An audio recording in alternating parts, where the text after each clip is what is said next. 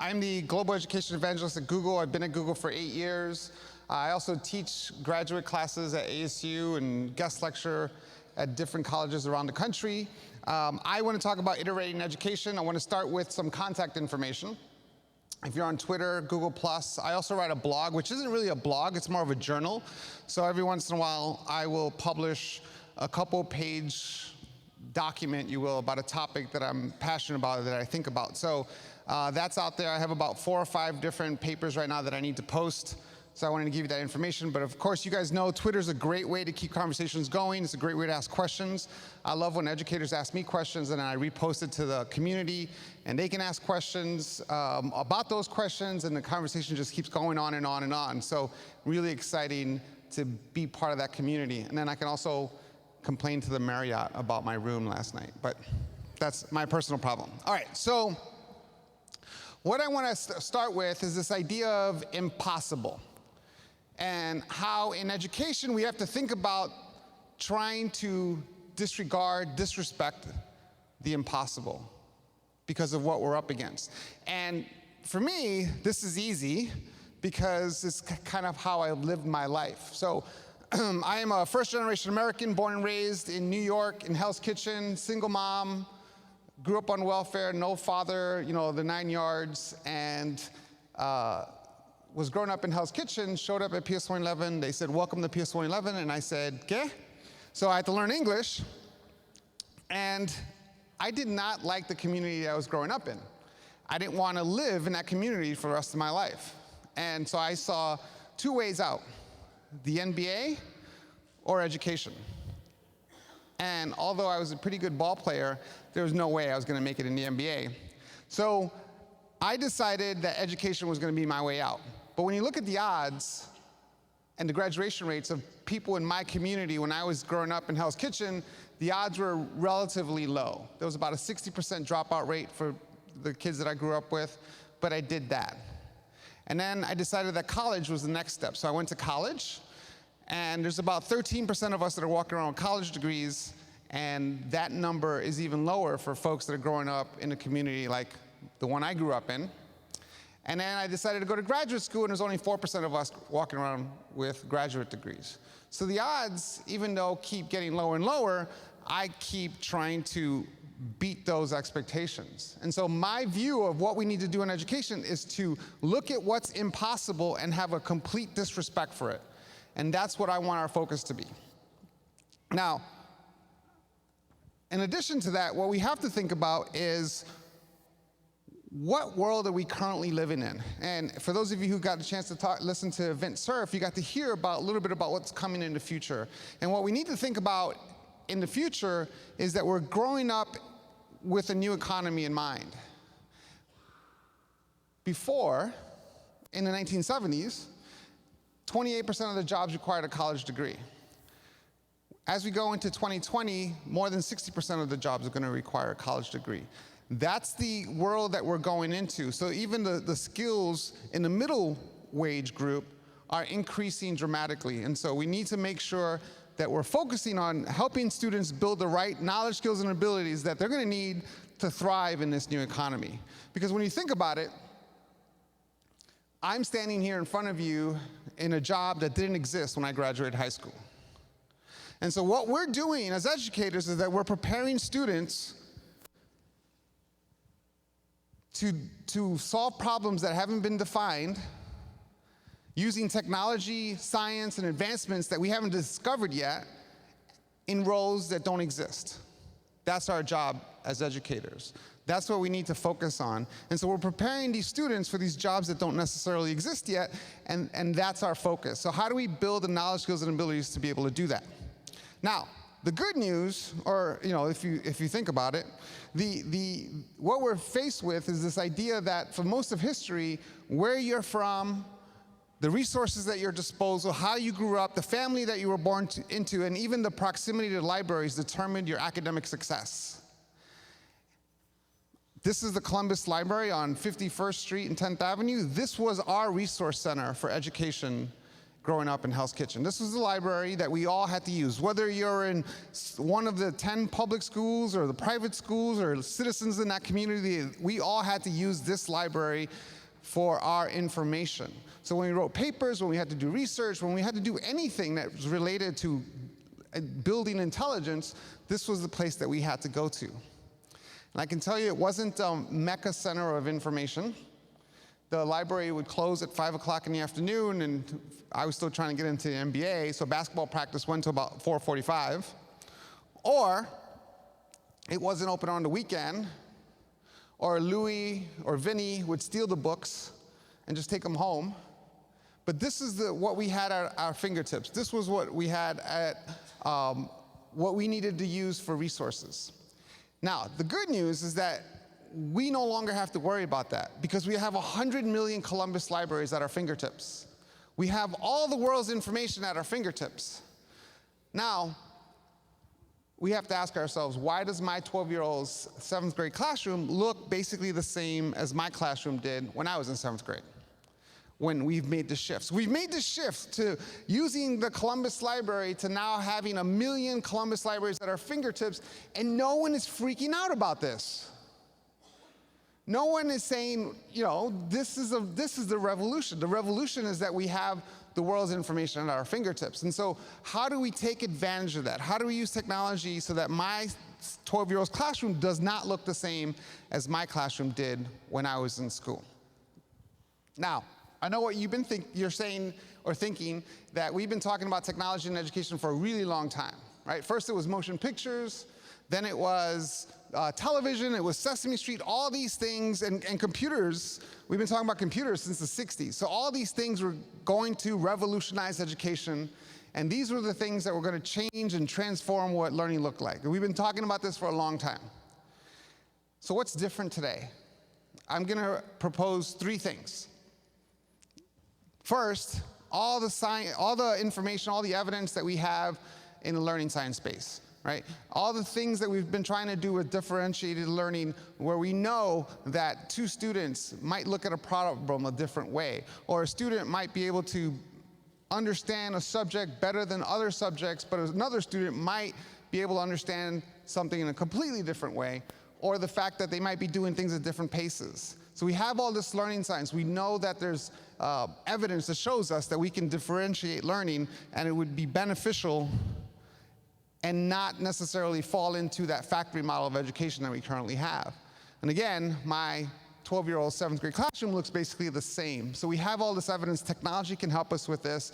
Technology can help us figure out how to differentiate that learning, and that's really, really exciting. So that's 1. 2, the rate at which technology has wrapped itself around the core of our lives. So this is an unfair question because it's 2:30 in the afternoon, but how many of you have not used the web today? And it doesn't matter if you ask that question at 8 o'clock in the morning, basically the same thing happens. Almost no one raises their hand. And how long did that take us? 5 years? 6 years? Do you remember, excuse me, do you remember we used to have to call the internet with our home phones? And the internet was busy, or it was rude, or it would hang up on you. You know, like, you reached the internet, I can't talk to you right now, please call me back later. That was our experience, and what was our reward for that experience? Our reward for that experience was web pages, or pages that had words, that had links, that had words, that have links, that have words. That's what we got excited about. And every once in a while, someone would put a picture up, and we would get really excited and like, oh, there's a picture coming.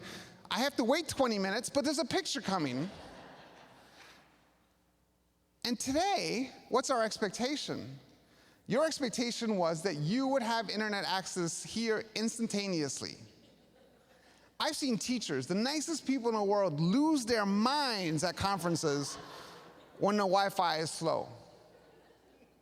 Or even myself, I think about the fact that when I fly on an airplane and they have Wi-Fi, I get frustrated that the Wi-Fi isn't fast enough at 35,000 feet while I'm traveling at 550 miles an hour.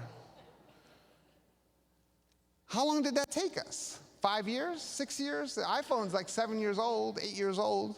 it didn't take us very long to think about how technology's wrapped itself around the core of our lives. In addition, we're in the space now where we use our personal devices for work. How many of you use your personal devices for work? Do you remember you used to have to go to work to use technology? You used to go to work to use the internet. You used to go to work to use applications. Where do you think the term Cyber Monday came from? Right? Because we waited until Monday to go shopping. You know, when I thought about this over last Thanksgiving when my 12-year-old said, why do you have to wait till Monday? Why can't you just go shopping now? And most of us are using our personal devices for work. And how long did that take us? Not very long at all. Again, this shift has happened beneath our feet and we haven't really recognized it. So technology has wrapped itself around the core of our lives and we haven't even really noticed it. And then the third is this generation of kids that are in our schools today. This generation of kids who are growing up in a world that did not exist before Google, before Twitter, before Facebook, before technology, before Wi-Fi. This is the generation of kids that are in our schools and coming into our schools today. Now, it's important to point out that I'm not saying that this generation of kids is different than we are. I'm not saying that somehow they're superhuman, and I would be wary of anyone standing here telling you so, that somehow this generation of kids is different than we are, that they can multitask. They can't multitask. They do 4 things poorly, just like we do. Now, 5 things poorly. But what we need to understand is how they think about things is different than the way we grew up thinking about things. Where we think about going to get information is different than where they think about going to get information. This is a picture of my 12-year-old, and you can tell by the Christmas tree that this is over Christmas break, this past Christmas, and he comes over and he's showing me how he's learning how to code in JavaScript. I never told him he needed to learn how to code in JavaScript. As a matter of fact, I don't even like JavaScript. I tell him that he needs to learn how to code in Python. But he's learning how to code in JavaScript. He's teaching himself how to code in JavaScript because he's playing this game called Minecraft that we all are familiar with. And he doesn't like any of the mods that are available, so he's going to teach himself how to code in JavaScript so he can create his own mod so it does what it wants it to do, or so it does what he wants it to do. This is the generation of kids who are in our school systems. And even my 21-year-old, who often talks about, you know, growing up in this technology world, when we went to go to Hawaii a couple years ago, she wanted a ukulele, and we went and bought her a ukulele, and we're walking out of the ukulele store, and I say, do you want to buy a book or a video on how to play the ukulele? And she looked at me like I was from outer space. Why? How is she going to learn how to play ukulele? Right, she's going to watch YouTube videos. How they're learning, how they're processing how to do things is different than the way we learn how to process how to do things. And so this is my 12-year-old learning how to code, teaching himself how to code, and then a couple weeks later, he's showing me his code and what it can do. In just a couple of weeks, and now he's still learning, he's still developing, he's still programming, and this is what he's doing now. He's creating his own mods. More importantly, he's teaching other kids how to code so that they can create the same thing. So it made me wonder, are we letting kids reach their full potential? Even under the best circumstances, even with the best curriculum, even under the best circumstances in gaming, where you create the best game in the world and it's got levels and you go from A to B to C and you master one level before you move on to the next level, even under the best circumstances, are we letting kids reach their full potential? And so, you know, when you do your research, you find things like this. And I don't think there's anything wrong with your goal being to get a girlfriend, kiss her, and then rule the world. Or I would argue that maybe love is the strongest force in the world.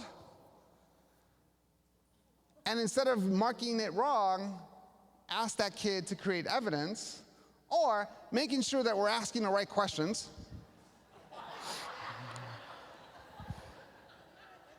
And of course, I'm exaggerating all this, but the whole point is, are we letting kids reach their potential? Are we putting them in boxes because they can do more than we think that they're capable of?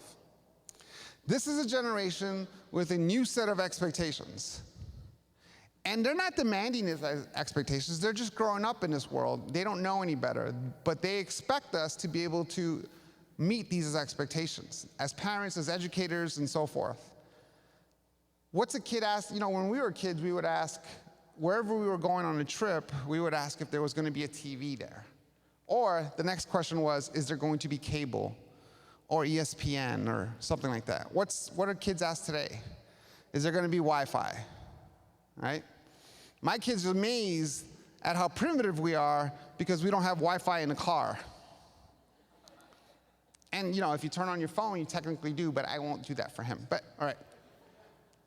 So this expectation and their ability to be able to access their information any place, anytime, anywhere, on any device is the standard for this generation. Speaking of this generation, anytime I get a chance to talk to students, I take it. I love talking to kids, and I talk to them about what it's like working at Google. I talk to them, especially kids who are growing up in poverty, kids who are minorities. I go and talk to them about what it's like to get to this point. I talk to them about what their experience and their expectations about what's possible, all the things that you typically would want to talk to these kids about. But one of the things I also do is I don't ask them what they want to be when they grow up, for two reasons. Number one, like I said earlier, most of these kids might have jobs that don't exist, so it's hard to tell them what to grow up to be. And two, a lot of these kids, especially kids who are growing up the way I grew up, don't know what a biomedical engineer does. So instead, I ask them, what problem do they want to solve? What problem are you interested in? What spins in your head? And then I challenge them to think about what education they will need to solve that problem. And by the word education, I don't mean just in school, I mean the big word education. What classes can you take? What can you teach? What can you learn in school? What online classes can you take? Where can you get more information? What do you research? What videos can you watch? Who can you follow? What community can you join? The big word education. And I tell them, go develop and figure out what the knowledge, skills, and abilities you're going to need to solve that problem. I was visiting Europe in New York a couple weeks ago, and I was meeting the students that are in New York, and I was going around the table, and they were there to hear from me, but I was there to hear from them, and so I said, tell me who you are, where you're from, and then what problem do you want to solve? And one kid, I'll never forget what he looked like, looked at me and said, you mean in the world? And that kind of opened up his experience to think about what problem they want to solve in the world. And that's what we need to do with our kids, is to teach them how to be problem solvers. Because the skills, and Vint mentioned this last night, the ability to solve problems is really what we're trying to teach our kids how to do. The other thing I tell them is that in education, we like to use the word failure. We like to teach our kids how to fail, or we want to teach our kids how to fail, and I don't like that word. Again, kids are growing up the way I grew up. They don't need to know what failure looks like. They know what failure looks like. They see it all around them. So instead, I talk to them about iteration. I talk to them about iteration because I think the word failure has a black and white meaning. You either fail or you succeed. And iteration happens no matter what happens. So it happens whether you're successful or whether something breaks down. How many of you used Google last night? All right, how many of you used it today? How many of you know that the Google that you used last night or today is a different version than the Google you used last night? It's a different version. We update Google. We iterate Google about 600 times a year. So about twice a day, you're dealing with a new version of Google. And for those of you using Google Apps, you know how many times a year we update or iterate Google Apps. This idea of iteration and teaching our kids how to iterate is absolutely critical in this new economy. I also talk to them about collaboration. And I mean real collaboration. I don't mean working together collaboration. Working together is the minimum requirement for collaboration. What I mean is creating something and understanding that what you've created is only going to get better when somebody else works on it. Because the problem in education is that education is an individual sport, but we live in a team-based world. You take a test, you get a grade, you graduate, and then we push you out the door and we say, go work with others, good luck. And the real world doesn't work that way. Imagine as teachers, you hand out a test, and at the end of that test, 2 kids hold the test together and come up to you and say, we did this together. Because we put our strengths together, and this is what we've been able to do. What would your reaction be? Right. When did cheating become a bad word? When did collaboration become cheating? Because in the real world, that's how we collaborate. We work together. And so collaboration is more than people working together. It's developing an understanding of where your strengths are and leveraging the strengths of others. It's the ability to create something and know that it's only going to get better when you're working with someone else. Or it's the ability to ask really good questions to understand something deeply. And it's also the ability to change your mind. The ability to listen to someone else and say, you know what? I like that perspective, let's do that. That's real collaboration. And in the world that we live in, that collaboration is absolutely critical. I also talk to them about becoming digital leaders, not just digital citizens. Digital citizens are the minimum requirement for this new economy. What we need to do is teach them how to be digital leaders so that what they read, when they post online and they read online, and when they watch videos and they create videos, and when they make comments and they share comments and they react to comments, and all this kind of experience that they have online is what makes them digital leaders. That they create their digital footprint and they're responsible for who they are as digital citizens, but more importantly, that they take a leadership in determining what that footprint will look like. So it's absolutely critical for them to understand that skill set and be digital leaders. Now, the thing about education is that, as Vint was talking about last night, there's actually nothing really wrong with education. It's doing exactly what it was meant to do. Because, like I said earlier, back in the 70s, 28% of the jobs required a college degree. When we get into 2020, 60% of the jobs are going to require a college degree. So what really happened isn't something that there's something wrong with education, is that the world around us has changed. And that teachers no longer have to be the Google in the room. Because when I was in school, and you asked me a question, and I didn't know the answer, I would say, all right, I'll be back in 2 days. I'm gonna go find out. And I would have to go find the answer by either talking to somebody who I thought was credible, or I would have to go look for the information.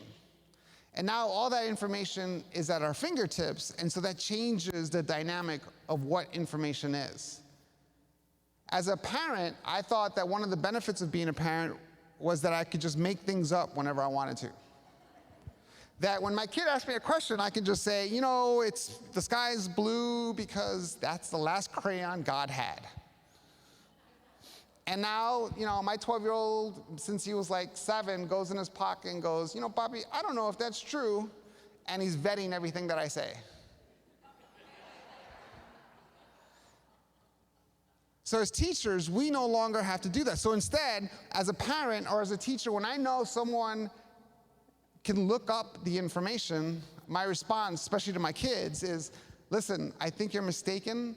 I work for the search engine. I'm not actually the search engine. Go look it up. And then it's my responsibility to follow up. It's my responsibility to say, what did you find? Where did you find it? Does it make sense? Is it credible? Did you vet it?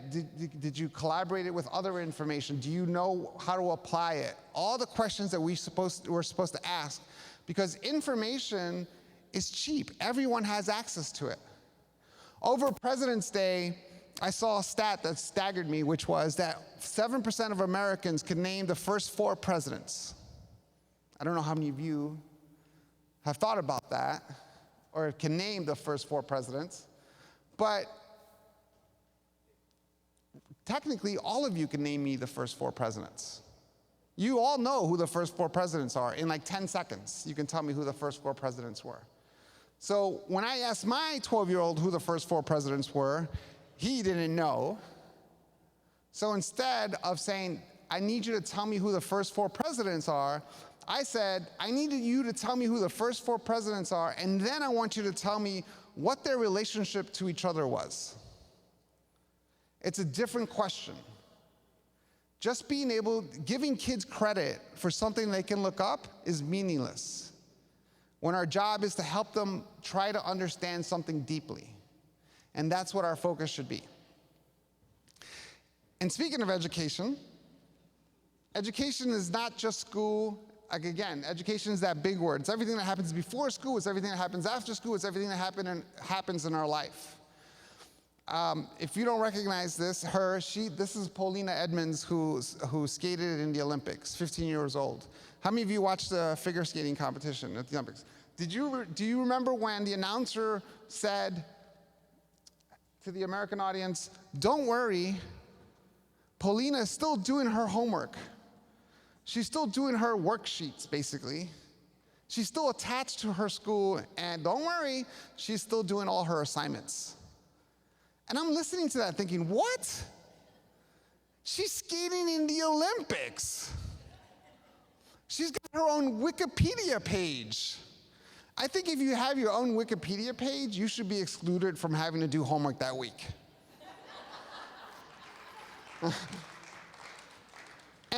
And so what we need to think about is, what does education really mean, and how do we apply it to everything that we do? Because I will be the first to admit that I remember graduating from graduate school thinking, I am done learning.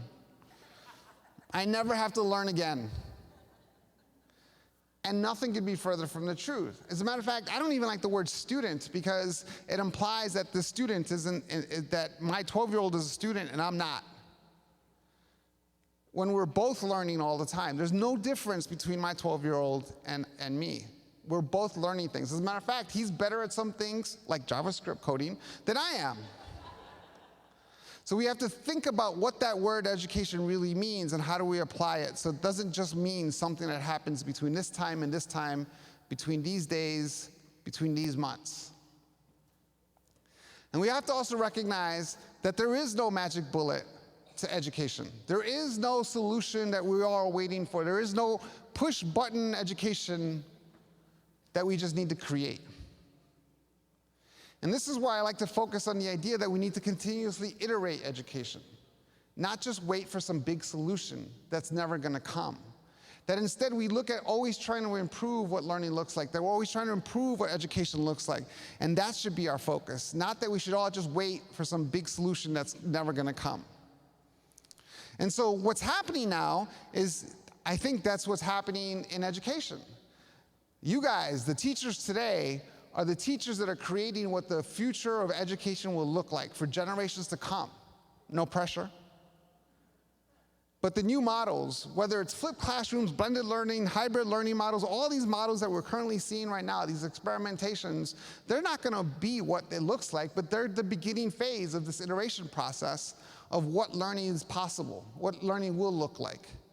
And you guys today are going to create these new models because you're going through that process now. You're going through the, how do I use technology? How do I use the web? How do I use these apps? How do I use these videos?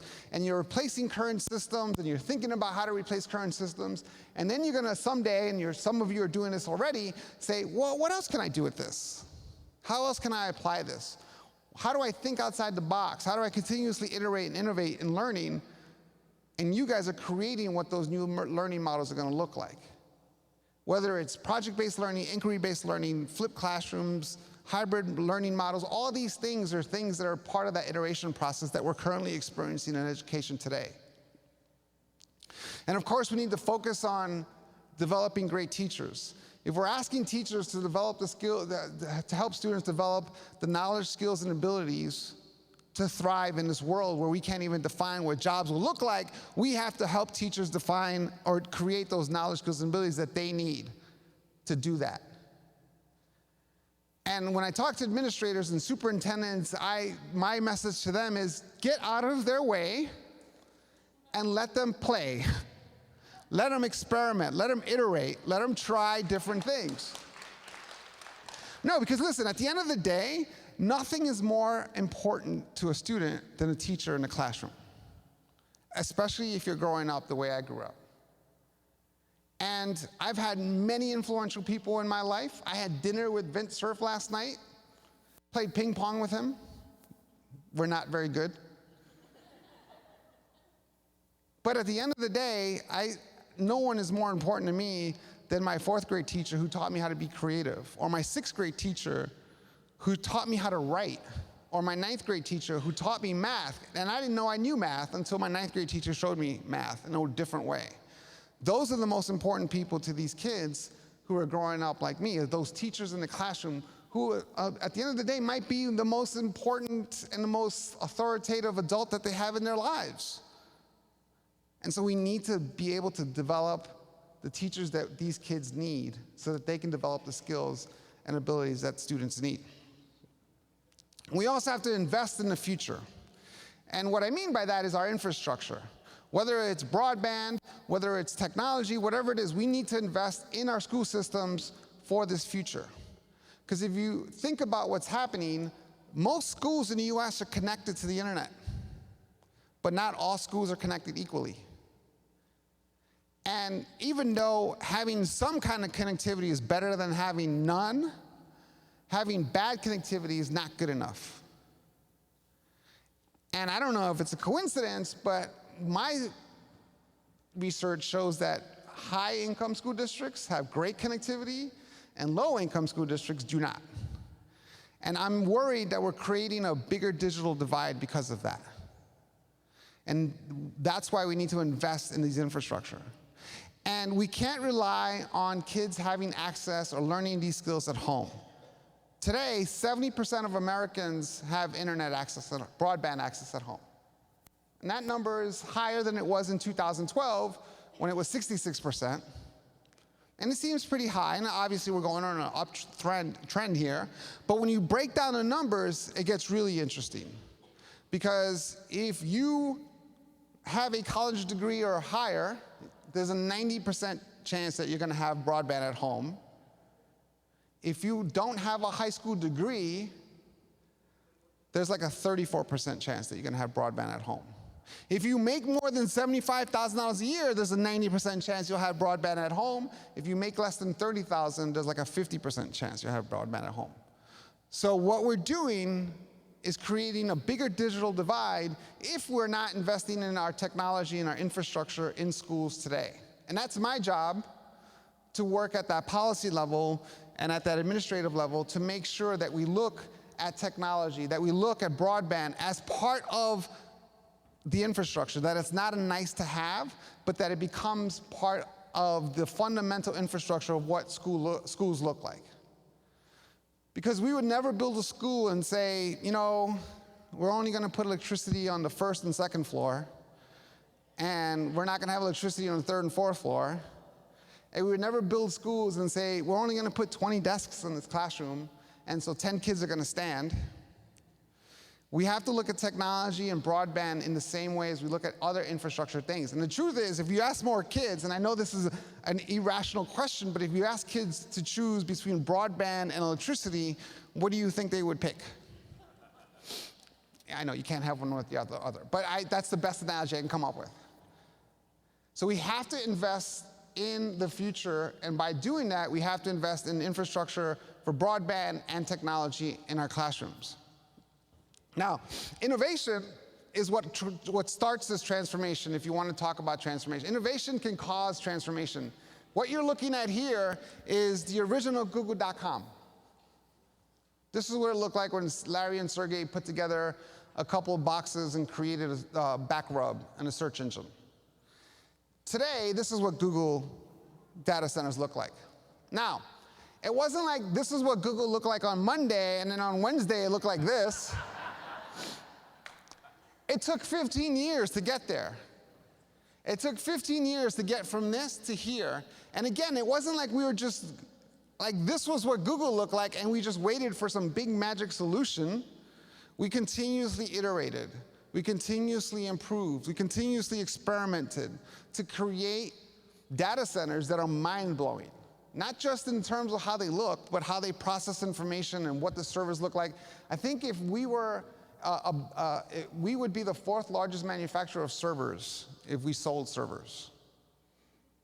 That idea of iteration and continuously improvement is absolutely critical. And in education, we need to do the same thing. And again, we're starting to see some of that happen. What I want to make sure that we focus on is that we don't use technology to automate bad education and make it faster and more efficient. That we continuously improve so that we're not just taking technology, putting it on top of our processes, and saying that we're using technology. That we're using technology to think about what we need to do next, and what education should look like next, and what learning should look like next. Because as the technologist in the room, I'm here to tell you that technology is not the silver bullet. Technology is an enabling and supporting capability. That's it. When somebody asks me to prove how technology improves learning, I ask them to prove to me how textbooks improve learning, or how windows improve learning, or how desks improve learning. Because these are all tools in the classroom that we use. They're there to enable and support what great learning can look like. And so technology is not the silver bullet. It's there to support and enable. Our job as technologists, not just at Google, but anyone who provides you these services, is to make that technology as easy to use, as transparent to use, and really, really easy to manage and scale. That's what we have to do, so that we can get the technology out of the way for you, so that it just becomes that tool that you can pick up and use in the classroom. And that's our job. And if we're not doing that, let me know. Oh, I shouldn't even say that. You always let me know. But that's our job, is to make the technology manageable and scalable and easy to use. And that's our focus. Now, it's important to point out that we're just getting started. We're just starting to see this transition. We're just starting to see new learning models. We're just starting to see what's possible. The web just celebrated its 25th birthday. It's not that old. We weren't using technology the way we're using technology today 5 years ago. We're just getting started in all this. And it's important to keep that in mind, because this generation is going to take these capabilities and create what learning will look like. We're just at the very beginning of this. So I want to leave you with this thought. I want you to think about a 5-year-old. And then I want you to look at your technology, whether it's a smartphone, an iPhone, an Android, a tablet, an iPad, a Chromebook, a MacBook Air, whatever your technology is that you have with you. Most of you have at least 2 things. I want you to look at that technology, and I want you to think about a 5-year-old, and I want you to realize that that's the worst technology that 5-year-old will ever see. It's their Commodore 64. They're going to find your technology in a thrift store in 20 years, and like, oh, I'm going to take this home and hang it on my wall and laugh about it, and they're going to talk about it. They're going to laugh at how you used to have to charge it every day. Or they're gonna show it to their friends. They're like, look, it doesn't even bend.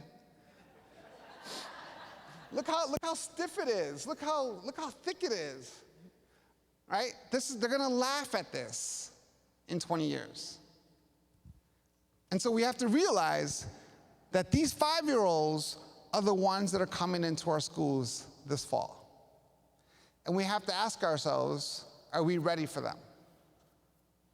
And more importantly, we have to ask, can we create an education environment that helps them build the knowledge, skills, and abilities that they're going to need to thrive in this new world? Is that possible? And I want you to disrespect the impossible and just make it happen. Thank you very much. Thank you, Jaime. I really like the concept of iteration. I remember we were having dinner one night, and you presented that to me. We were talking about failure as a learning environment, and you said, I understand the point, but I think failure has additional connotations, and I favor the word iteration. Mind blown. So thank you for coming into learning that. Yeah. So he says he has got some time, and we actually do have a little bit of time in the program for Q&A. And this is a little tool called a catchbox. Anyone seen a catchbox before? It's at getcatchbox.com. It's a plush microphone, so you can throw it. And it's got a mic on it? And the mic is in here. I'm not going to take it out, but it's in there. Because I don't know that I can get it back in.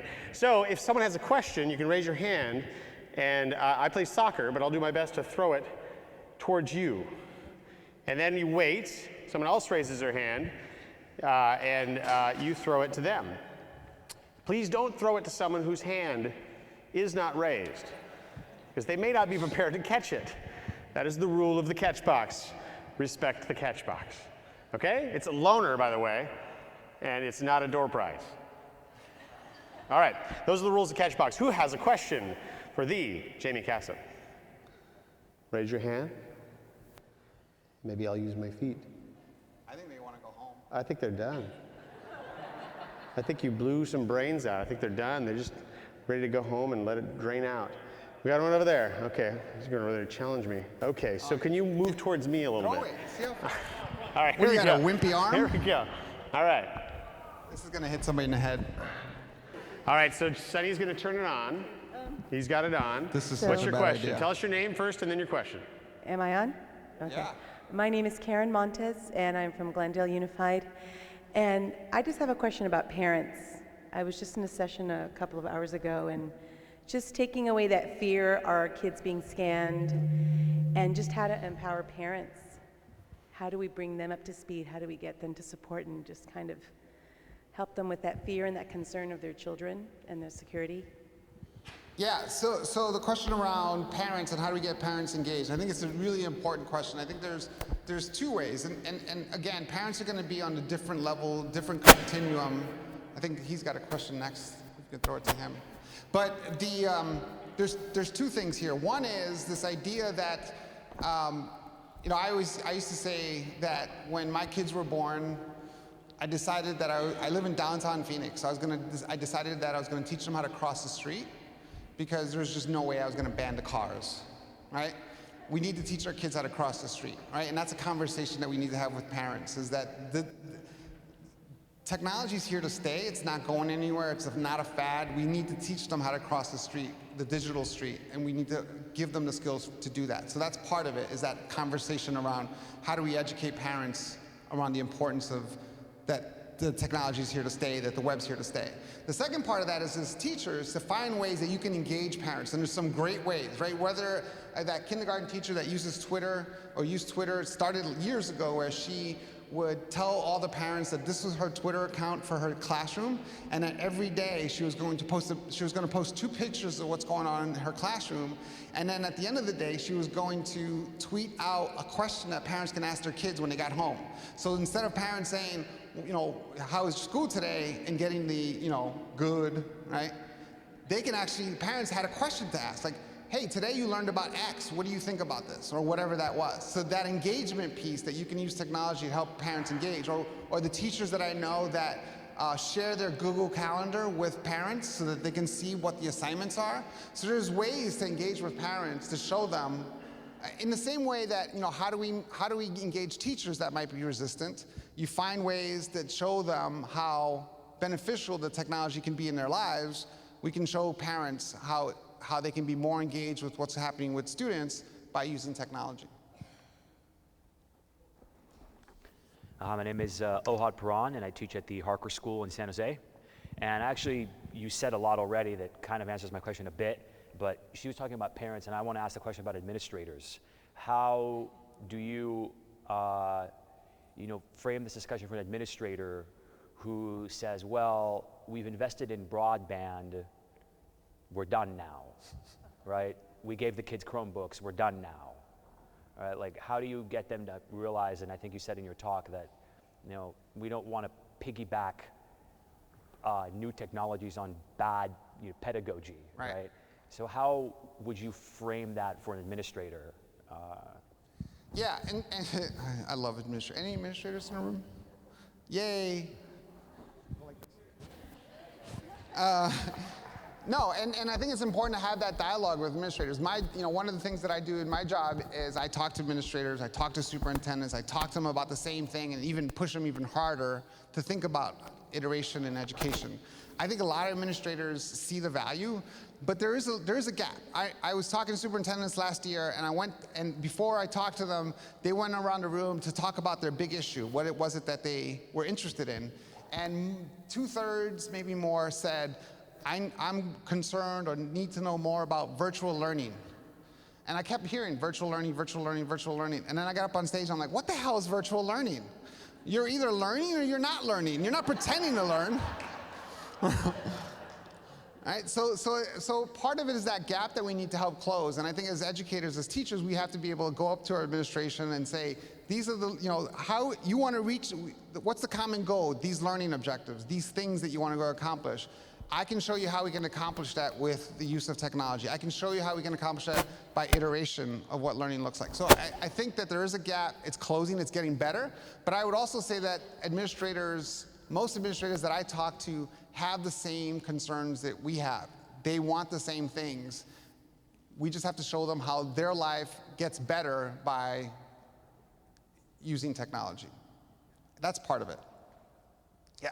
Okay, I have a quick question just before I ask this other question. Is there anyone from Coachella Valley Unified here? Okay, so my next question is...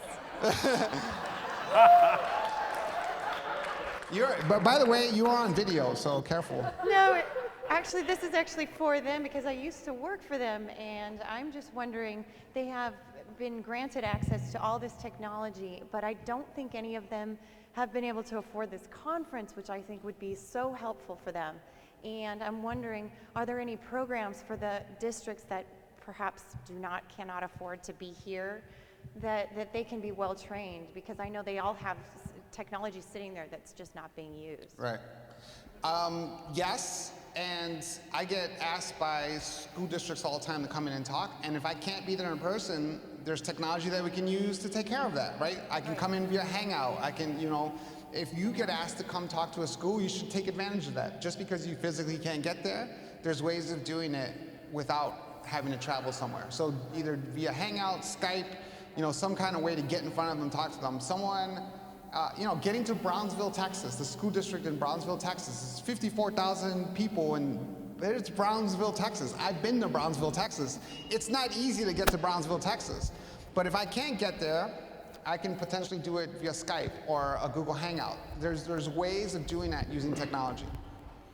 Yeah, absolutely. There's also the Learning Center, right? Google just launched this whole thing with lots of videos. Thank you. And I was just going to say, we just launched our Google for Education website that has all the Learning Center stuff on there. So certifications, programs, certificates, professional development, all that stuff. We also just announced that we're doing 12 Google Teacher Academies. Yeah. And I was going to bring that up actually. We used to do like one every 2 years, and now 12 in 1 year. 12 in 1 year. And how much do you charge for that Google Teacher Academy?